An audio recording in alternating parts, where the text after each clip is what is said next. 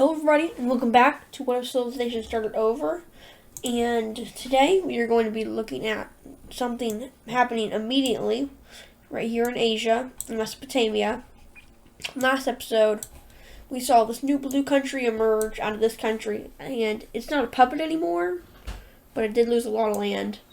And a few episodes back we saw this country, all these countries form out of another country. But this episode, you're going to be seeing this country, and it's going to be attacking this country. So it's going to start, and it's going to move in, and it's going to take the coast immediately, and it's just going to move in, mainly going up north, and taking a good chunk of land up there. But pretty immediately, they do lose some land right down here. And they're eventually able to fight back. And they make it down into here. Just like that. Meanwhile, they're able to make it up more this way. And over to here. And they're able to refortify themselves. And then the blue team is being supported by Russia, since they're pretty close to Russia, whereas the red team is being supported, so there will be different sides. The blue team is being supported by Russia. The original dark red team is being supported by Korea, and the red team is just gonna try to kill them. And we're going to be seeing that now as they're going to come in through here. And they're immediately going to start right here. You can't see it very much. Let me repaint it. Just like this. And now they already march up right through here. And they eventually cut off north and make their way down just like this, and they end up taking a lot of land before they are able to come back and take a bit of it back to about something like this because of all the aid they've been getting. And eventually now this blue team is going to make it back around to here and meet up with the red team, and then the red team is going to actually push in even more, and eventually they make a little push, and they're right outside the capital city right there. They take away all the coast and a lot of economical value right there. And then this push is kind of retreated a little bit, so it can be taken back just a bit. But they are able to push back and the surrounding area, and even push in just a little bit. Push into the red team, not by a lot, but just enough to hold them out for a little while. And then the blue team's also going to get pushed back a bit in their area right here. And this area right here, they're also going to be pushed back. Next, we're going to see a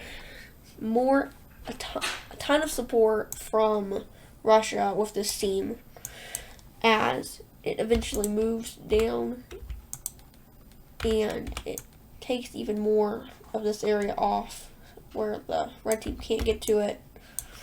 Eventually, they are just barely able to make it to this area, take it over.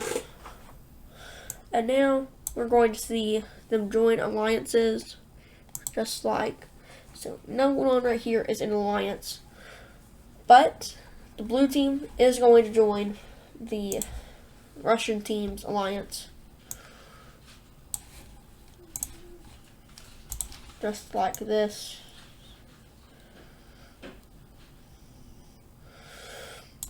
then that's going to make it to where the brown team joins the Korean team's alliance. This team. And now that they're officially in, if you remember, if they're in the alliance, they can't send aid. So that's really going to hurt them, as they can't send as much aid. But since they are not in the AN, they still can send aid. Whereas the blue team, since it is going to be in it, they can send aid. So, meanwhile, over here, they're going to leave so that they can still be getting aid.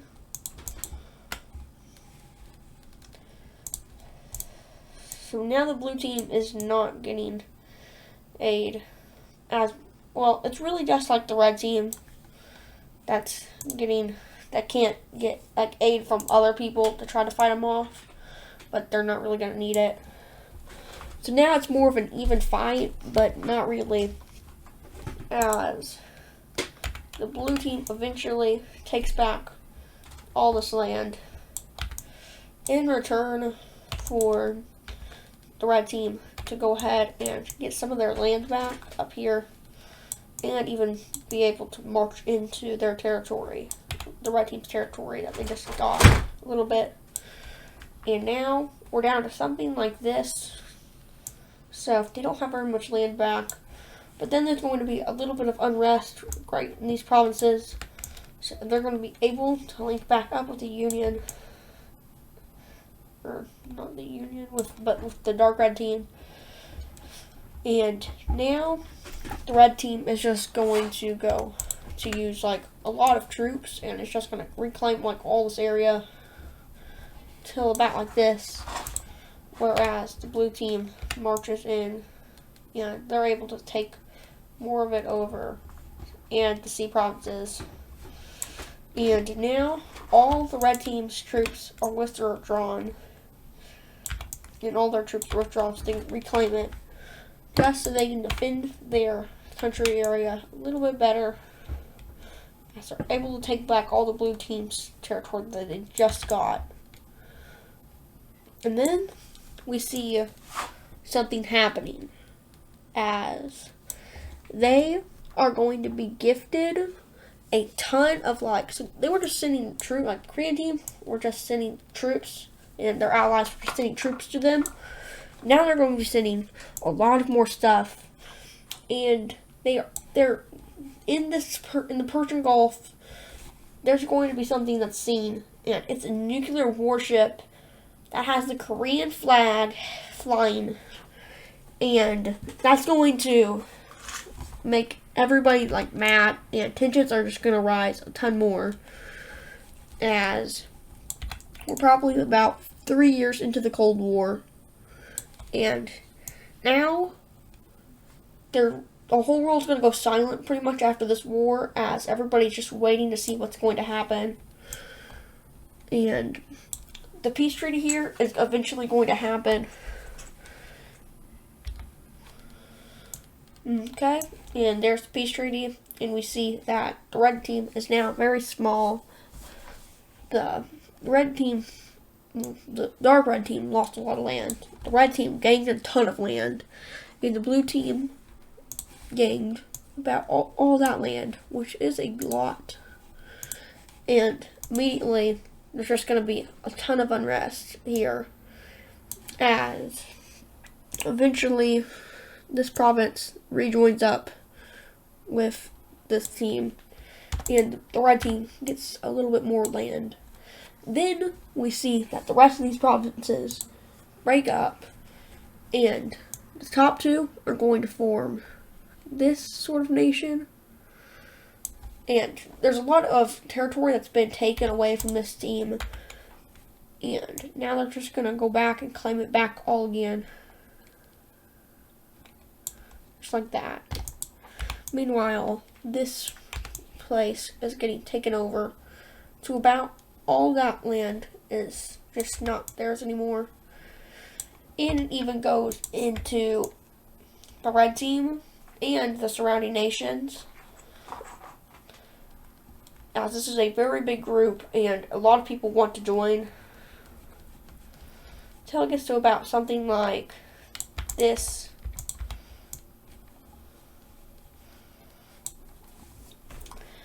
And eventually they're going to be able to hold them out, and this country is going to be able to get most of their land back to about this much land. This pink team is going to be able to get almost all their land back. And then we see the rest of the land staying like this. Besides for this land that they had, it goes back to them. And now this thing is pretty much its own thing. That's really like all I got to say about it. And the border is going to be, there's going to be like a peace conference within the UN, and they're going to decide that they can have all these provinces with this team only getting up to here, and this team gets all that. So this new team and this team is mostly made out of people who don't like the surrounding governments, and this is going to be a kind of government that a lot of people are not going to like, as everywhere around here is mostly democratic, besides for Russia is not democratic, this country is not democratic, this country and this country aren't democratic, but then there's still monarchies, as Spain's a monarchy, this country's a monarchy, this country's a monarchy, this country's a monarchy, and the green team, the orange team is a monarchy, as well as the British team and the Irish team. So those are like all the monarchies that are left. We have about a few others around the world, as right here, the Papua New Guinea team is a monarchy. And we also see one other country being a monarchy, and that is Texas is a monarchy. Everyone else is basically democratic, unless there's a dictatorship, like these two Japan Isles are dictatorships. This green country and this country these three countries are also dictatorships. Siberia's a dictatorship. We see this country and this country being a dictatorship. And that's just a little bit of the world right now. But we're going to go ahead and add the capital. And it's going to be on, they don't have any major cities. They barely missed out on 2. But we'll just put it right there for now. And now we can see a more divided up world. And now it's just going to go silent for a long time until the round team does something again, and they attack this country up north of them because they want their land very bad.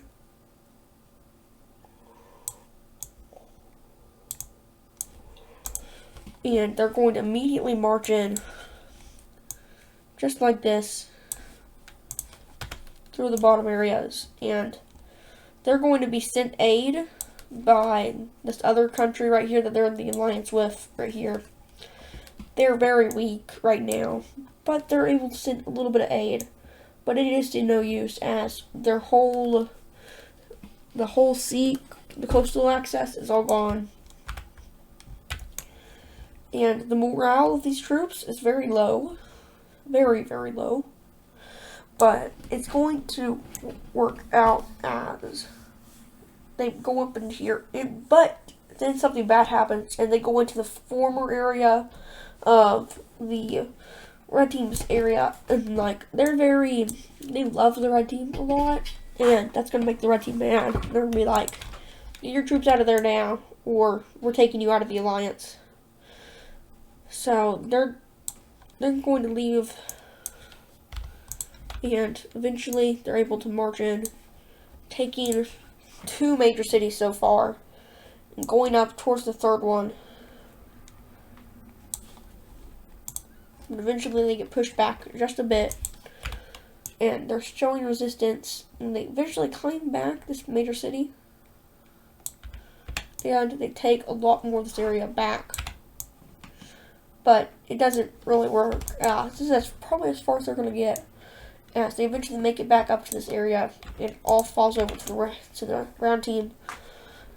And now they keep going in, and they started a new offensive over on this side, around this team. And they eventually make it to the border of this other country. And then something happens, and it's going to be a rebellion happening on the side of the brown team. It's going to be we'll use this color. No, let's not. We're going to decide that it's going to be this pink color, as it starts up here and it takes over these northern provinces, as well as this big main province that has been a part of recent history. And this big province is very big, and if you remember, it was from this country who used to have a ton of land. They had all that.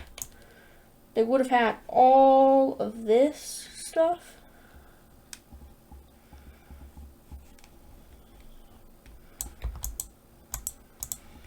They would have had all of this land back in the day, anyways. Would have had it all. Unfortunately, they don't anymore. And this was what the glorified pink team would have looked like. Of course, back in the day, at the very beginning of civilization, they had this whole coast, and that's where they lived. But they eventually got forced up here and made this sort of empire until they fell. Like this. But now back down to the rebellion, and it's going to pick up steam in these areas as it takes over a lot of this area and this major city. And you might guess you might be funding it just like who was funding the last rebellion, and that was the Russian team, as they are going to join the Russian team's alliance. And first of all, we're going to get rid of this thing in the middle of the country, because it's not going to be needed any longer. It's going to join Russia's alliance. So right now, South Asia is looking very divided up, as there are a lot of different countries down here that have different relations with the world. And a lot of these are involved with Cold War, or have been. But we see the collapse of this country, and they are going to surrender over their capital, marking the beginning of sort of a new era, as we see that they win and they have victory. This new country is going to put their capital right up here, one of the most important cities in history. It's also a pretty big city. The biggest city right now is probably going to be the capital of the old brown team. Either the old brown team, the Russian team, the old capital of the red team, or the Korean team. But the safest and biggest city would probably be the American team, as a lot of people migrate to America that don't like the new places or their living conditions. Mainly from this area, a lot of people move as well as Northern Africa. So it's basically like all this area that's moving. And that's going to affect a lot of things, and it's going to make a lot of the governments mad. But in the peace treaty, we see that the brown team gets all of this land right here and all the way up to there. All that is now theirs. And they're looking pretty big. And the rest of the land is going to go back to the purple team. That was right here. They're going to be very small, but they're going to be able to survive.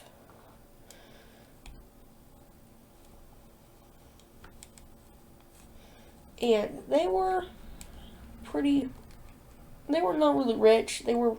For their size, they were not rich at all, but they did have a good amount of people. And now we see this area being taken back by the purple team. And eventually the relocation of their capital, which just got taken. And they're going to move their capital up to here. And now we see something new happening. And yep, their capital is right here. And now we have Asia being divided up a bit more. And now we see we're going to look at the nuclear count. And it has cooled a bit. The count has gone down a bit. But the red team's going to go from 68 in another country to 76. I'm going to turn the textbook. 76 nukes with 5 in another country. And that 5 are going to go to the green team. So they get 1 more nuke. Then we look at the Russian team. And they go from 39 nukes to 46 nukes. And I'm pretty sure they didn't have any in other territory. But then we go to this team, and they now have 9 of their own nukes. And they're working towards peace, kind of, even though they joined the Circle Alliance. But they're not going to be really making any more nukes from here on out. Unlike the Cyan team, who's going to go from 16 all the way to 23 nukes. Just like that. And then, from 23 nukes, we move over to America, who of course hasn't made any new nukes. And then we're going to go all the way over to here, where they had they had 6 nuke stations somewhere else. And I'm gonna forget where they had 2 and 3 here. I think I numbered that wrong. They were supposed to have one in another place. But they go from 37 to all the way up to 49 nukes, with 7 in other places, as this country goes up to 3. So they're going up to 3, whereas this country goes up to 4, Malaysia. Right now, they're the weakest out of all the countries. That's why they get an extra nuke. And now, we have the updated nuke count. And then, so we have a lot of nuclear powers right now, with 8 nuclear powers and 3 countries that have nukes in them. And we're going to be seeing another country that's going to get nukes, and that's probably going to be like the last one. until the end of the Cold War, and that's going to be South Africa getting nukes. So we're going to, and they get their first nuke as they worked towards researching, and they eventually figured out how to make them with one nuke in total. And that's going to do it for today's episode. I know it was a bit of a shorter one, but I do hope you enjoyed, and I will see you on the next one. Bye.